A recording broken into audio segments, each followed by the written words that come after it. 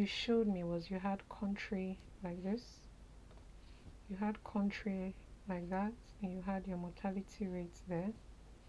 All right, and if you're going to add years, you can have it as numbers. But for mortality rates, because that's what you've done, where you've done the Mann-Whitney test, looking at if there are significant differences for each age group, isn't it? So you can have the mean. At the bottom there's an option that says mean at the bottom of your StatsCloud table. If you click on it, this window appears, and on this window you can check for the normality of your data right here on this option that says normality, and it will show you, it will perform what we call a Shapiro-Wilk test of normality and give you a p-value. So your null hypothesis is usually, is there a there is the data belongs to a normal distribution. So if your significant level is p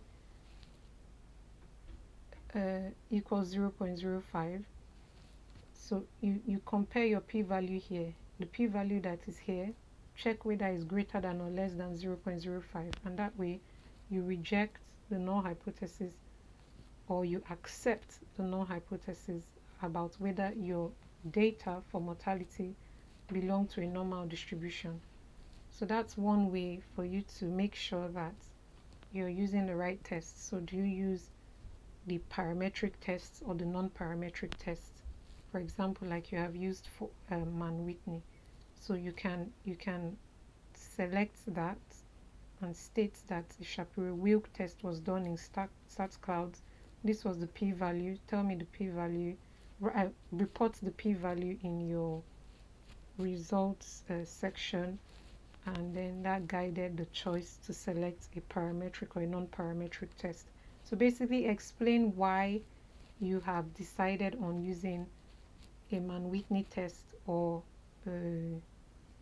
another type of test. Another thing you've done is you've used the feature. Mine isn't working right now. I don't know what's wrong with it, but you've used the feature that said select the right test. I think StatsCloud selects the right test for you. Okay, just briefly explain that as well, that you use that feature for you to select the right test, and let me see what you report. So that should be fine, I think. Until I see the final thing, I can't really say for sure, but at least from here, again, if you click on mean right there, you can look at the normality option there and then check the p-value.